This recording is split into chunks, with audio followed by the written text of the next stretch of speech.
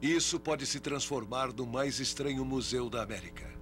Um legado das armas mais temíveis já construídas pela humanidade. 900 vezes o deserto tremeu com um impacto e foi iluminado pelo clarão aterrorizante de uma bomba atômica.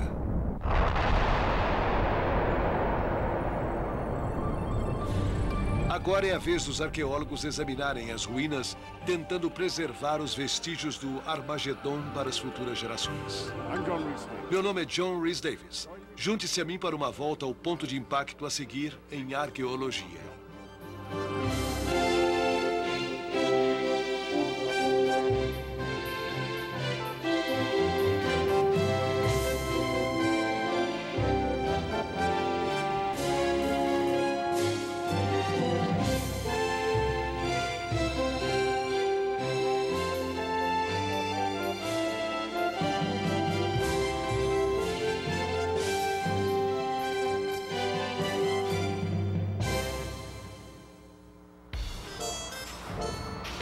Volta ao ponto de impacto.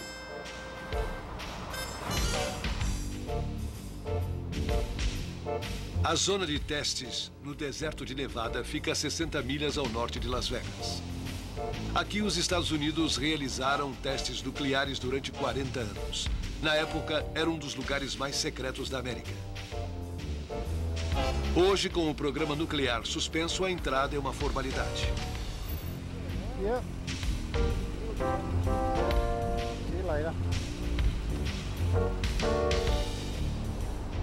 A zona de testes do deserto é extensa, cobrindo aproximadamente 3.600 quilômetros quadrados, o tamanho de Rhode Island.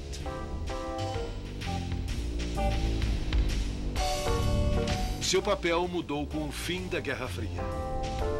Hoje, os pesquisadores Colin Beck, Nancy Goldenberg e Bill Johnson percorrem o deserto a serviço de um projeto arqueológico único: preservar para futuras gerações os vestígios do programa de testes nucleares. Os métodos usados são muito similares aos usados em qualquer sítio arqueológico. É feito um levantamento minucioso, a área é mapeada, os artefatos e construções na região são fotografados e é coletada qualquer informação adicional. 14,5. 90 graus. No fundo deste lago seco, conhecido como Frenchman Flat, os pesquisadores estão coletando a evidência deixada por 14 diferentes testes nucleares. Estamos, na verdade, registrando, em primeira mão, os artefatos que representam a época nuclear. Cada teste foi concebido para medir o impacto de uma bomba sobre estruturas de construção normal. Isto é um cofre de banco. Resistiu ao impacto. Nosso dinheiro estaria seguro no caso de uma guerra nuclear. Isto é um motel, embora nunca alguém aqui tenha se hospedado. Isto é uma ponte ferroviária construída para ser destruída. Hoje não leva a lugar algum. As estruturas vão do mundano ao misterioso. Janelas quebradas de uma casa permanecem ao sabor do ar puro do deserto. O mesmo acontece com essas vigas retorcidas, partes de um hangar para aeronaves. Em contrapartida, a função dessas torres continua ignorada.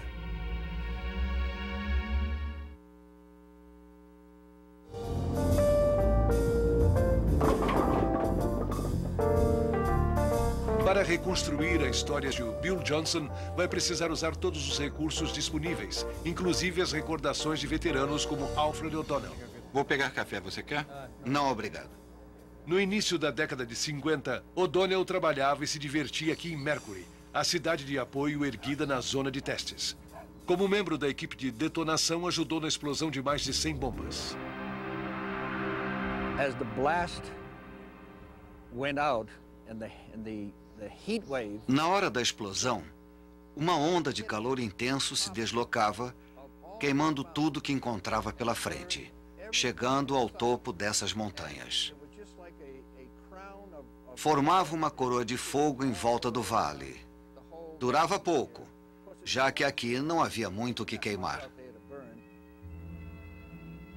As colunas verticais à esquerda do cogumelo são foguetes, lançados pouco antes da explosão para formar uma rede de rastros de fumaça. Alguns testes demonstravam o poderio militar das bombas. Outros foram feitos para uso civil.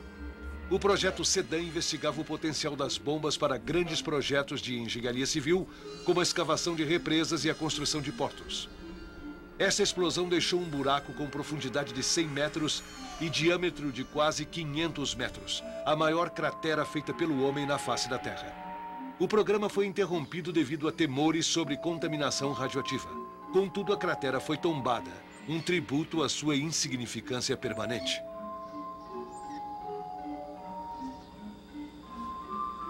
Ironicamente, a contaminação radioativa traz algum benefício para os arqueólogos, fato confirmado por Bill Johnson quando da exploração do ponto de impacto da bomba Smokey.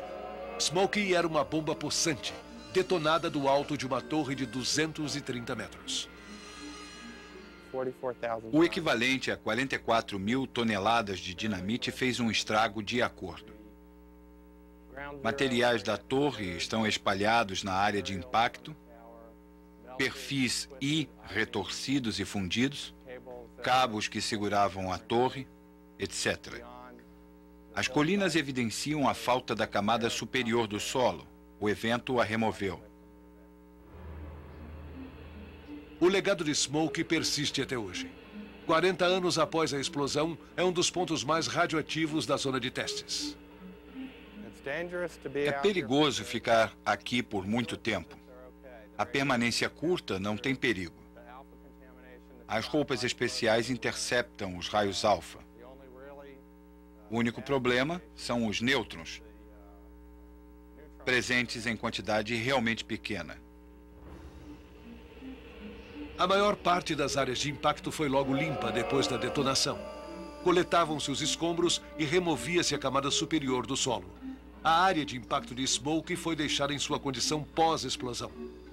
Das centenas de testes aqui realizados, apenas a área de Smokey revela um retrato fiel da destrutividade de uma explosão nuclear.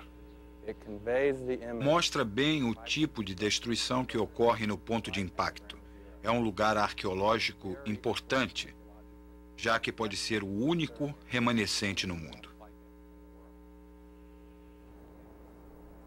Mercury, uma cidade em que vivia o pessoal de apoio, foi construída no centro da zona de testes de Nevada. Hoje está abandonada como o próprio programa Vítima da Paz. Segundo Nancy Goldenberg, historiadora de arquitetura, vale preservar Mercury como está. Como podem ver, Mercury é realmente um lugar muito ameno. É isso que a torna interessante. Não é um lugar para se contemplar, mas sem ele, a zona de teste não teria funcionado. Aqui ficavam os principais escritórios, os laboratórios de campo. Há um grande depósito. Para aqui, as pessoas voltavam depois do trabalho para relaxar. Há um boliche, uma piscina, um cinema. Mercury era um apoio indispensável para o funcionamento da zona de teste. Um dos elementos característicos de Mercury são as barracas Quonset. Estão espalhadas por todo o lugar. Logo atrás de mim há um bom exemplo de um grupo de barracas Quonset. Essas barracas nada têm de extraordinário. São apenas construções funcionais erguidas com rapidez e baixo custo. Sua importância, na opinião de Goldenberg, reside no fato de que elas definem o ambiente e a aparência da cidade de Mercury. Sua alteração drástica provocaria a perda do caráter e do ambiente que aqui reinava nas décadas de 50 e 60. A perda dessas construções significaria a perda de um pouco da nossa história. Mercury não era a única cidade no local de testes. Outras foram construídas e depois destruídas. Arqueóloga Colleen Black. Estamos nos aproximando de uma casa conhecida como Apple II, usada para um teste atmosférico em 1955. A estrutura tem para nós uma particular importância, já que é uma de apenas 2 remanescentes deste tipo na zona de teste. É um dos poucos lugares onde é possível andar e sentir o ambiente da época e observar a maneira como essas casas eram construídas para formar cidades fantasmas. Na principal área de testes Yucca Flat, uma cidade completa foi construída para avaliar os efeitos de uma bomba atômica sobre casas e comunidades americanas na hipótese de uma guerra nuclear. O porão é o lugar mais seguro. Quanto mais baixo, mais barreiras de proteção se formam contra as ondas de choque de calor e a radioatividade. Escolha a parede do subsolo mais próxima à provável área de impacto na sua cidade. Se a casa for arrasada, os escombros provavelmente cairão afastados dessa parede. Se tiver uma bancada ou mesa bem forte com espaço embaixo, leve-a para o abrigo e encoste numa parede ou coluna de sustentação. A finalidade era mostrar ao povo americano a realidade de uma guerra nuclear, ou seja, os seus horrores, e que isto poderia acontecer com qualquer um.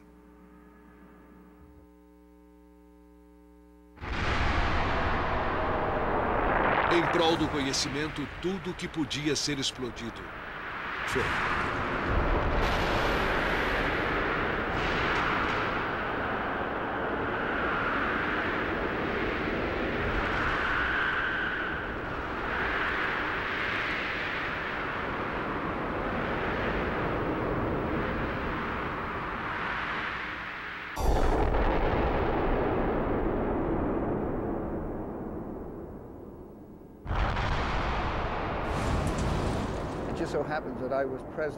Por acaso, eu estava presente no estágio pré-manequim e pós-manequim.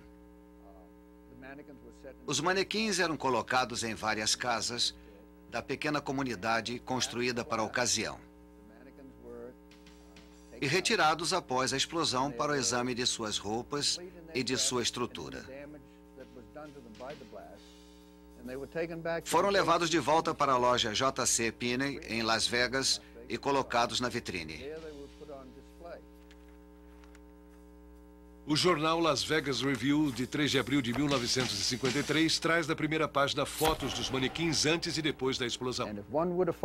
Se tivéssemos perguntado a opinião do pessoal da J.C. Penney, tenho certeza de que teríamos ouvido uma história interessante sobre a impressão causada pelo estrago sofrido pelos manequins. No início da década de 50, o interesse público nas armas nucleares era tão grande que o Departamento de Energia teve que convidar a imprensa. Pela primeira vez na história atômica, o povo americano pôde ver a demonstração de uma de suas mais poderosas armas.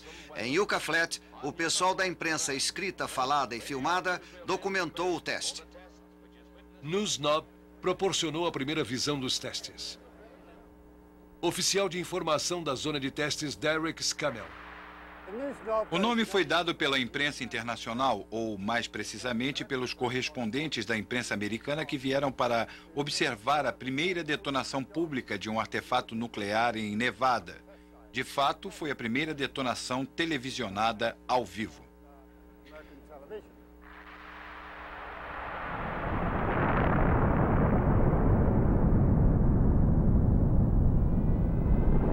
Tratava-se de um artefato de 37 quilotons lançado de um bombardeiro B-29 sobre a área plana acima do meu ombro esquerdo.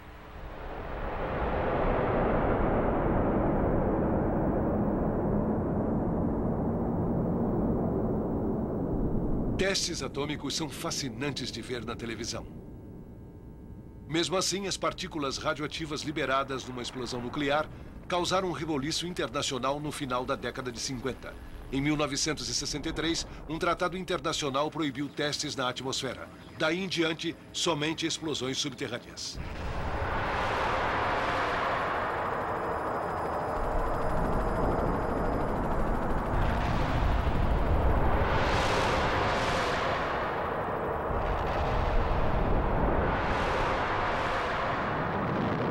Alguns artefatos foram detonados em galerias subterrâneas, outros em túneis cavados nas mesas Rainier e Paiute.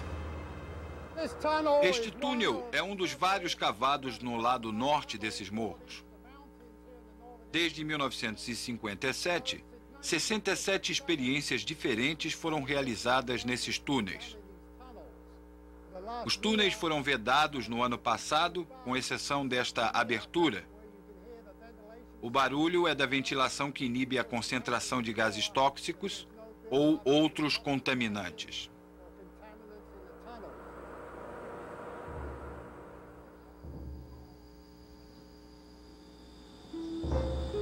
Um grupo sombrio de casas, a Vila Japonesa, pode ser visto ao norte de Yucca Flat. Essas casas foram construídas para estudar os efeitos da radiação sobre os habitantes de Hiroshima e Nagasaki. Milhares pereceram nessas primeiras explosões atômicas. Outros ficaram cegos pelo clarão ou sofreram queimaduras nos incêndios seguintes. O cabelo caía, a pele empretecia e se desprendia em tiras.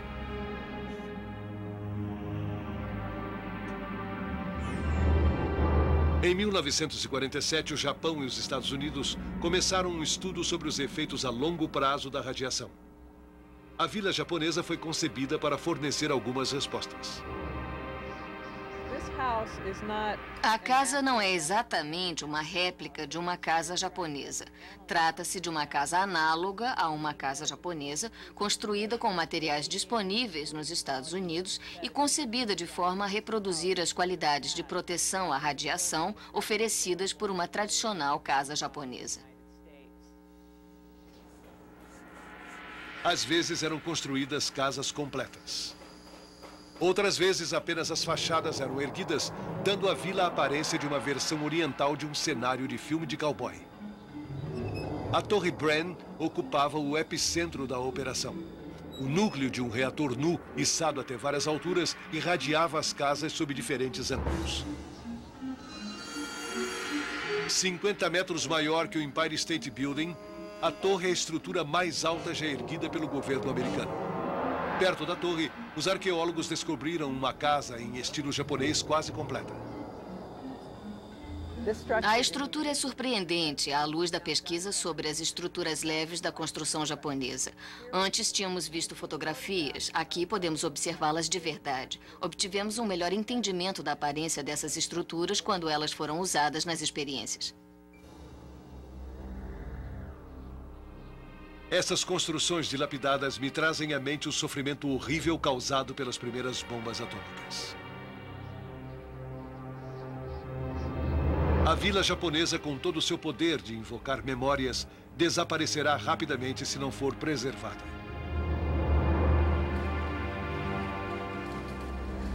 Nem tudo que foi testado em Nevada funcionou. O programa para construir um foguete nuclear falhou. Esta enorme instalação é um tributo a uma fantasia malograda de ficção científica com um custo de $1 bilhão. Os foguetes aqui testados foram concebidos para longas viagens no espaço. O combustível era hidrogênio. O reator propiciaria o calor para queimar o hidrogênio. Derek Scammell.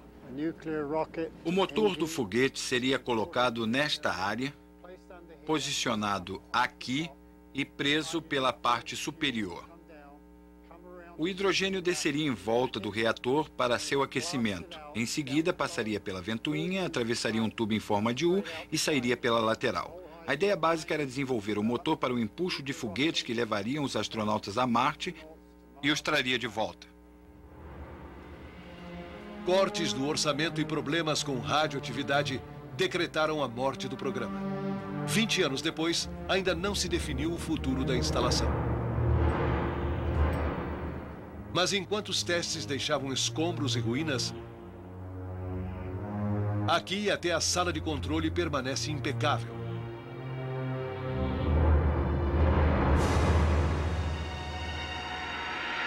É uma dádiva para a arqueóloga Colleen Beck. A instalação foi abandonada intacta em 1973 e não mais usada. Assim, tudo permanece como era antes.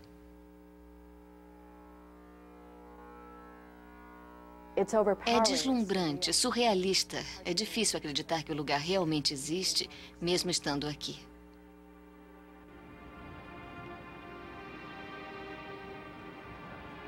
Na seção quente, operários usavam robôs com braços gigantescos para fazer a manutenção de motores radioativos protegidos por janelas com vidros plúmbeos de 1,90 m de espessura. Apesar de não ter mais nenhuma utilidade, os cientistas tentam preservar esse testemunho lúgubre da Guerra Fria. Acho que estamos fazendo um favor às gerações futuras. A área será bem documentada. As pessoas poderão examinar as plantas, ouvir as entrevistas feitas com gente que trabalhou aqui e assim entender realmente essa parte épica da história.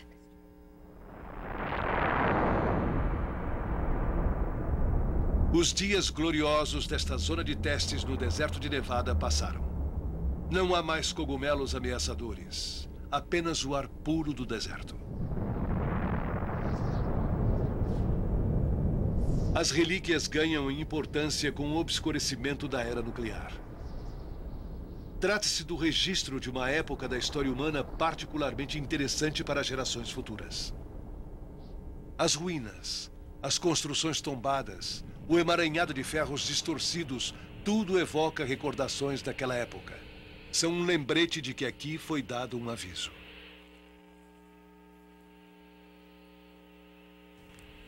O projeto de preservação está dando seus primeiros passos. Bill Johnson e seus colegas estão fazendo o levantamento e a catalogação das ruínas. A tarefa de preservar o passado nuclear é assustadora.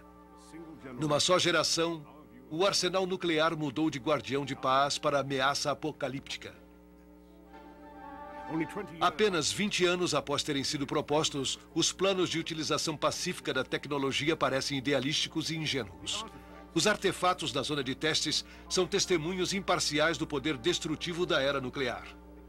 Nem tudo poderá ser preservado. E não podemos prever como esta fase ardente da nossa história será lembrada.